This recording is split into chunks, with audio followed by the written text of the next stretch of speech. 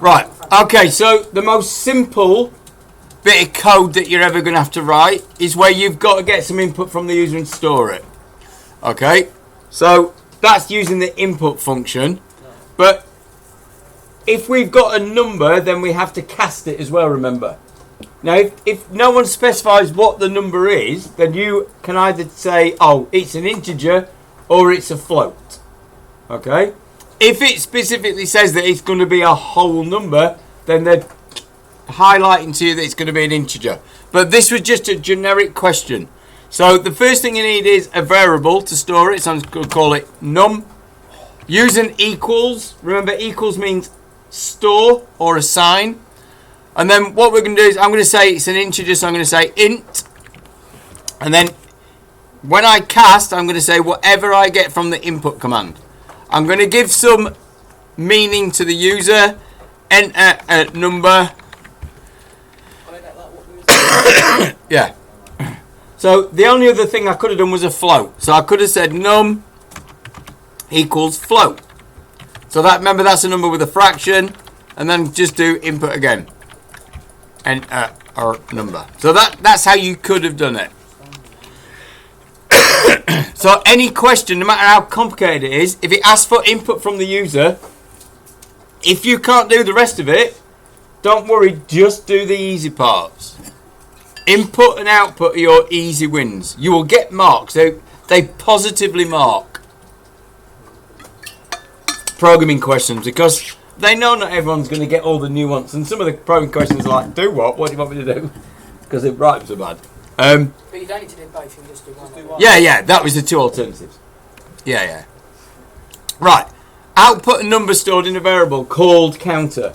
If you get the name of something in a question, you have to use that name and you have to spell it the same way. So I've got this as called counter and it's all lowercase. Counter equals it, isn't it? No, I want to output it. So that's print in Python, isn't it? So all I'm going to say is print counter. Now it's moaning that counter doesn't exist, so let's just, because I'm doing it in code, let's just put a dummy number in there. Okay. Would we have to put the number one in there? No, I'm just doing that so it stops whining at me. Right, okay, so the next bit, question 3, is slicing. This taking bits of a string. So in order to do this, whenever I'm like, because I can't remember, my memory's awful, I'm going to make a string up, which I'm just going to call alpha, and I'm going to put some alphabetic characters in there in order so that I know what I'm doing. Right. So I want to just get the 5 leftmost. Now I'm going to have a guess at what that is. So I'm going to say left 5 equals alpha, and I think this is my guess. I'm going to put colon 5. Okay. To test it, I'm going to do a print. So I'm just going to run this now. So I've got that enter a number bit. I'll go and comment that out in a minute. So enter a number 7. Enter a number 7. Right. A, B, C, D, E. That looks like 5, and they're definitely from that left-hand side. So it is colon. So we're basically saying start at 0. If you don't put a number in, it starts at 0. Okay, and give me 5 characters. I can just double check that and change it to 3. Let me comment out these other bits so it doesn't ask me to input numbers. So hash, comment out that. Right, so run it again, and it does A, B, C. So it's just colon 3. That's how you get the left-hand edge. Yeah. Okay, so how do we get the rightmost?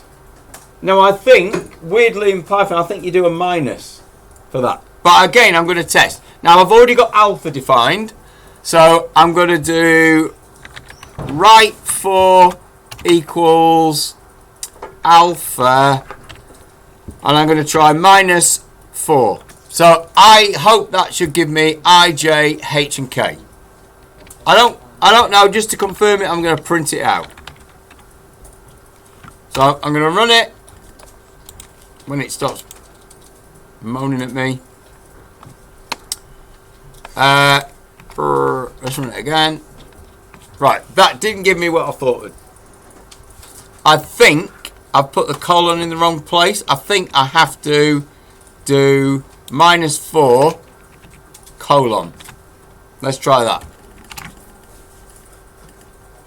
It's taking a long time to run. And that was what it was. So I put the first index in. And then a colon and say, like, just give me that many characters from the right hand edge. So that's the two things that you've got to remember in Python when we're doing string manipulation. Right, next bit, upper and lower case. So I'm going to make a little string, and so I'm just going to say name equals, I'm going to do a mixture of case so I can check it works. So I'm just going to put Dave Bloke. So it's got upper and lower case letters in it. Right, upper and lower case. This, one of the weird things is when you use lots of programming languages, every programming language does this differently. So when you're flicking between programming languages, like I have to do all the time, you completely forget these things. Alright, so I actually can't remember. So I'm going to try something. So I'm going to say up equals name. I think it's uppercase or something like that. It might just be upper. I'm going to try it. So I'm going to say print up and see what it does. I'm going to comment out those other two prints because I don't want to have a load of stuff running. Right, run that. And that's what it was. So I am now going to guess that doing the lowercase is just the word lower, the function lower. So I'm going to say low equals name. It doesn't affect name. Name doesn't change. So I'm just going to say lower. So print up, print lower. You'll often get asked to do things like that in questions. What? I cannot see the cursor on this. Right, let's run that. So I should get, yeah, and that works. So it's just dot upper and dot lower after the string name. Right, moving on. How do we concatenate a string? Got to be careful with this.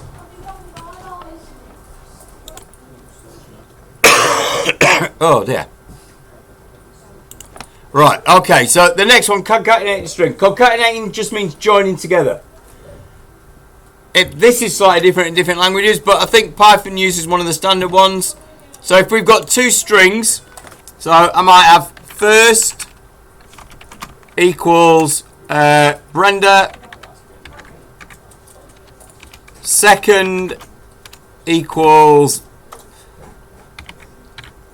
Malik, and I'm going to just join these two together. So I'm going to say name, full name equals, and it's just a matter of saying the first string plus. Now I don't want these to be buttered up together. I want a space in between, so I'm going to concatenate a space, and I'm just going to print that out and see what happens. I think my keyboard's not very good. Yeah. Right, commenting out those lowercase, uppercase things. Right, let's just run that and see what it does. And there you go. If I don't put that space in, so I can take that out, they'll just be buttered up together. So it'll just be a continuous thing. So, always a good idea if you're nicely formatting things to throw a few spaces in there. So double quote with a space. Right, now on to the more complicated things. Right, how do we write a loop that occurs 15 times? Python's got a multiple number of ways of doing this, but there is actually quite a nice easy one. We can just say 4p in range and then put the number of times we want that loop to happen. So I've got to do some in my loop, so I'm just going to say print p. So I'm going to print out what the value of p is each time. So it should start at 0 and go all the way up to 14. So let's just run that. And that's 15 iterations. Okay, right. How do we write a loop? So that's a for loop. For loop when we're doing things a fixed number of times. How do we write a loop then to asks for a number and stops when the user enters 0? We've got to use a while loop for that. Okay, so multiple ways of doing this. So we could do a while loop and say while true, which is the standard way of doing this in Python. And then we can like get the number off a user. So num equals, and it's a number, so I'm going to do int input number 0 to stop. So I'm letting the user know how this works. And then I can just say if num equals 0, do a colon at the end, and then just say break. Okay, so I'm going to comment this bit of code out up here so it doesn't run. Right, so I'm going to run that. Let's just try and make sure it works. Wish it'd highlight the console. So enter 6, enter 8, enter 0, and it stops. Why does true have to have a capital T? I don't know why they did that. It's false is the same. I don't know. It's mad. I don't. There'll be some reason, or there might not be. Someone might have just when they created it, they decided to make it. I don't know. It's a bit mad. I've always thought that was odd in Python. Yeah. But there you go. So that's one way of doing it. Another way of doing it would be to grab a number first. So to say num equals int input number 0 to finish. I'm going to put a 0 to finish, get it quicker. Finish. And then do a while loop again, but this time have the condition in the while loop. So say while num is not equal to 0, and then just keep asking the person for a number. So just repeat that bit of code. That's the other way of doing it, which you could argue is technically simpler, but it's got some duplication.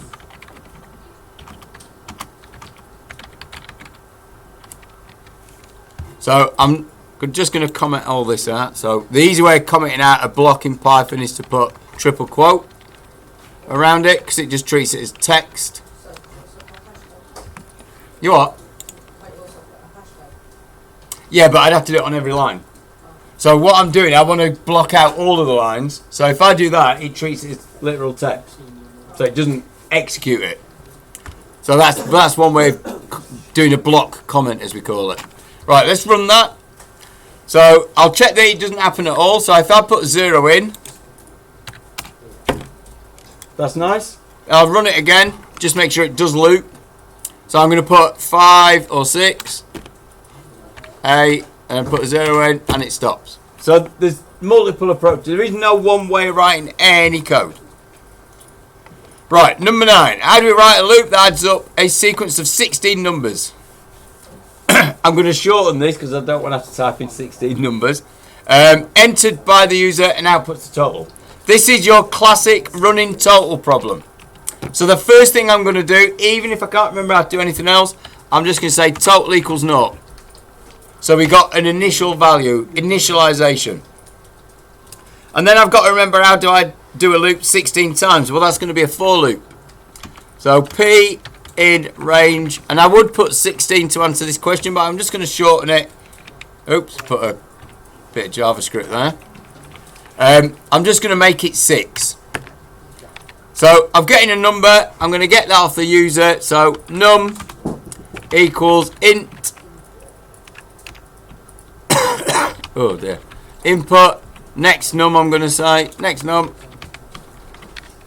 And then I'm going to add that to the total. So total plus equals num. I can write it that way, or I can write the full version, which is total equals total plus num. The preference is up to you. And it outputs the total. So that's after the loop.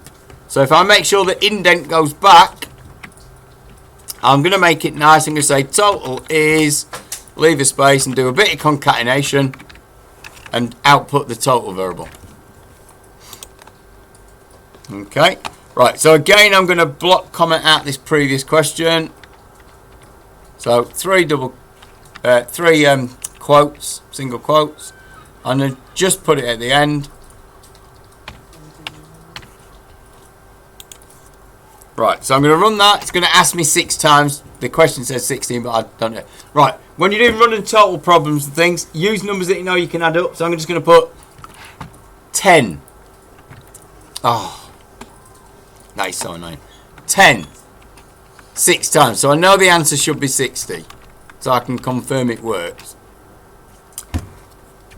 Right, that's because I've just... Oh no, that's an interesting problem in Python. Because I've gone plus,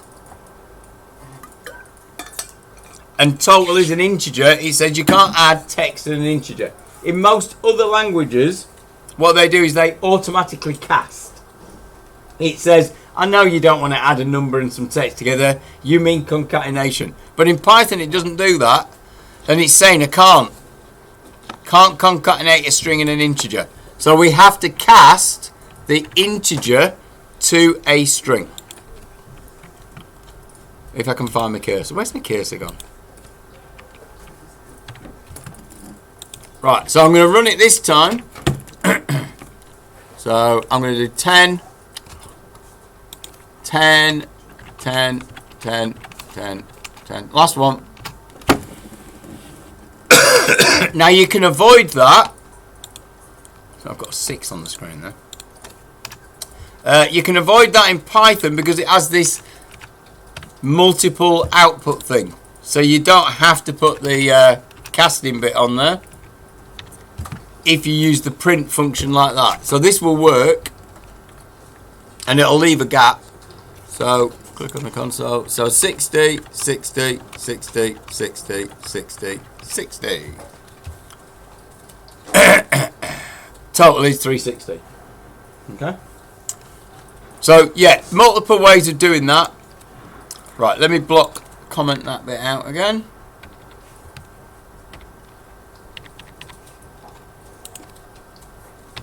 Remember, I've put a link to this so you can get the code off it. Right.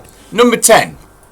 How do you write a loop that adds up a sequence of numbers and stops when the user enters 0 and then outputs the total? So it's the while version of what we can do. So I'm going to use the while true system for this, but I need a total.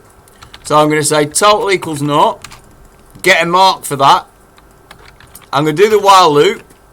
They tend to be fair and they'll give you a mark for picking out that there needs to be a loop. I'm going to get the number off the user, just like we have been doing. So I'm going to cast it to an integer. So input, oh dear, number 0 to stop. I'm going to add that onto the total. So I'm going to say total plus equals num, and I'm going to do my out. Where's my cursor gone? Going to do my output at the end. So I'm going to say print. Total is, I'm going to do it with concatenation, so I have to do the cast of total to a string. Right, so the only thing I need to build into this now is the stop condition. So before I do the adding, what I'm going to do is I'm going to say if num is equal to 0, then I want to break out of the loop. Else, if it isn't 0, add it onto total. So I'm just going to do a little block. Okay. Again, there are multiple ways of writing that, but that's what I'm going to do. So I'm going to run that. So the user's controlling how many times this runs. So I'm going to add up 1, 2, 3, 4, and 5. So 1 plus 2 plus 3 plus 4 plus 5, and then I'm going to put a 0. And the total is 15, which is correct. Okay. Right, okay. The next bit. You get asked to do this quite a lot in exam questions. They'll talk about some function that has been written by them, and you've got to solve a problem by using that function. So we've got to write code to define a function called sorter, which has no parameters. So there's no detail in this one. So to write a function, we write the keyword def, which is for define function. They've given us a name, sorter. It's got no parameters. We always put the parentheses for the parameters, but if there are none, we just leave it empty. That is your standard way of writing a function. And then the code I was going to write would go in here. Okay? I haven't got any detail for that, so I'm just going to put a equals 1, which will stop it moaning. Okay, so I've just created sorter. In fact, let's change that to a print and I can at least test it works. So print sorter ran. So here I'm going to call sorter. So I'm going to say sorter. Bracket, bracket to say that I'm using a function. So when I run this, it should say sorter ran. Right, last question. Write code to define a function called adder, which has two parameters, A and B, and outputs the sum of A and B. So a few bits. Got to write a function, so I'm going to say def. They gave me a name for it, adder. They gave me two parameters, A and B. So I'm going to put those in. And then it told me that it had to output the sum. So you have to know what sum means. That means add. So I'm just going to say print A plus B. Okay?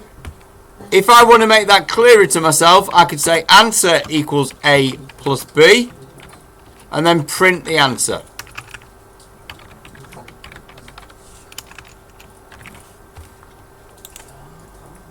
So to test this, I'm going to call the adder function. So I'm going to say adder, and I'm going to give it two numbers that I know I can add up. So I'm going to have 10 and 20, which I know is 30. So when I run this, it outputs 30. If I don't call the function, it won't run. It's been defined, but it's not been executed.